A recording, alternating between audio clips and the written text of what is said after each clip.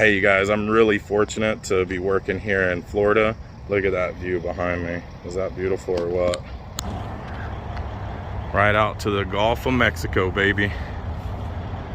Beautiful palm trees, salt water, and jump starting rigs. That's what we up to. Hey everybody, welcome back to the channel. On today's video, I'm gonna show you how to jump start your Airstream Interstate. So customer called me out, got a dead battery issue. So here I am, and I'm gonna show you how I get it started. All right, so check out this beautiful rig, right? Oh man, if you guys got one of these, you got a really nice rig. So this is Mercedes, of course, and Airstream and Interstate all together. How about that? So you need to jump start it. What you want to do is come over to your driver's side door and open up your driver's side door, and under the dash down here you'll see this black lever. Just go ahead and pull that and that'll pop your hood. Okay, and then we'll come around here and we have a secondary latch to the passenger side of the Mercedes emblem. We just stick our hand in like so and kind of pinch it like that, and that'll lift it up and then go all the way up, and then this will latch or lock into a different little part right there, and then when you want to release it, you lift it and push that back and it goes down. Here's your secondary latch I was speaking about. So you're gonna reach in and pinch that, and that's gonna lift the rest of your hood. Then under your hood you got your positive jump point here, which is indicated by the 12-volt plus sign. And if you push it, it doesn't expose the metal, so you got to push it, turn it, and then push it again, and it will expose that little metal nipple there. That's where you got to hook your positive cable to, and then your negative cable, they want you to go right here, right? I think this is the first time I've actually seen a battery under the hood. Let's take a look inside this indicator and see. Yeah, that's not a good battery. So you could also jump from the battery if your battery's right here. You don't have to go to that, even though it says not to do what I just told you to do apparently. So I guess don't listen to me and jump your battery, because apparently that's a big no-no. Turns out this is the auxiliary battery, but I'm gonna put the negative to the engine block. So show you real quick. I'm using Noco GB150 box, and it's charged up to 100%. Go ahead and connect this real quick. Probably gonna need two hands for this. Okay, so you got your positive hooked up, then you want to take your negative, and this thing doesn't give me very good cables. I want to go to somewhere on the engine instead of that little jump point they got over there. So I just clamp on any bare metal I can get. I clamp onto. I can get it onto anything. There we go. I got it clamped onto that little bracket. Any bare metal will do. All right, you can see we're at 11 volts. So now it should go ahead and start. Okay, go ahead and try it. Yeah, go ahead and try it. Try to start it. How much time do you give it? You don't need any. It's like cardiac arrest. You go to the hospital, they don't give you any time when they jump start your heart. It's immediate, it's electricity. So you can start it.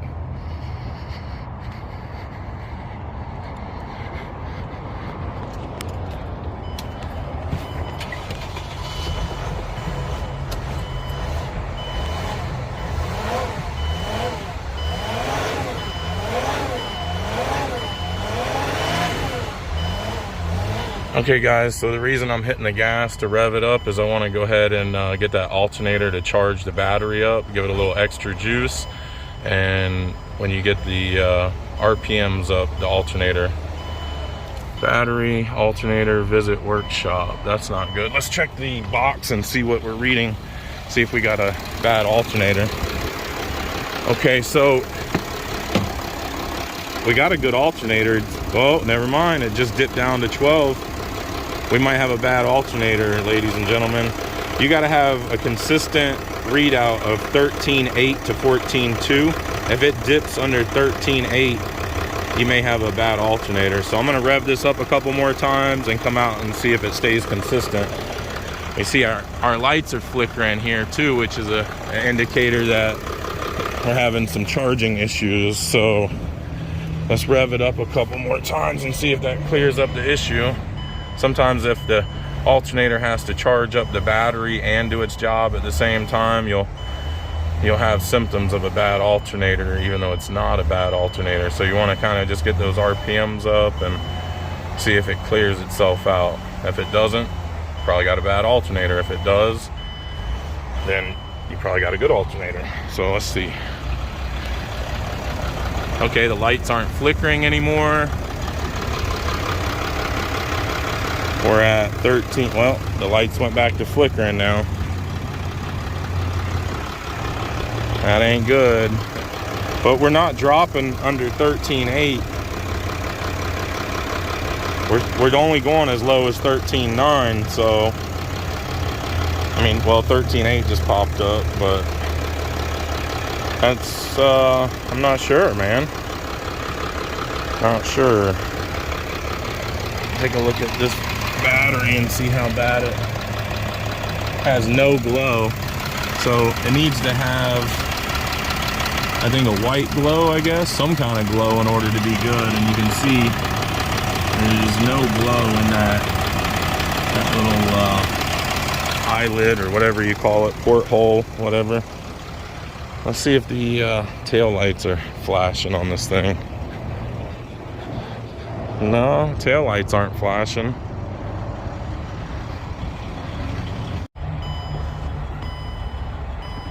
Alright guys, so on the dash we keep getting a little pop-up from the battery. It says visit workshop, and then it goes and shows the battery. Should come up here in a second.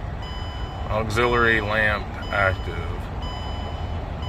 And then it says battery, alternator, visit workshop. So it's saying either the battery's bad or the alternator. From my testing, I think it's just the battery, which is located underneath this driver's side seat. You got to kind of take all these screws for this step plate and everything out, and under the mat here there's another bunch of screws. I think they're like a Torx bit, like Torx 27 or something.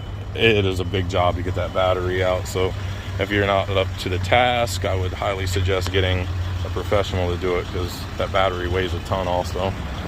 As far as the lights flickering, we're still flickering, but the GB150 box is saying that we got a good alternator. So I'm gonna go ahead and turn the box off, disconnect it. You'll see that little nipple goes back to where it should be, and we'll go ahead and close this up. And seems to be working fine. It's not fluctuating in idle and trying to stall out or anything, which is what would happen if the alternator is bad. So I think at this point we should be okay. Like I said, guys, on this, just lift and then push this handle back, and you'll see it'll go back down. Kind of goes past that groove there, and it'll go down for you. So see how it locks into place once it comes all the way up, and then lift and push, and then it releases.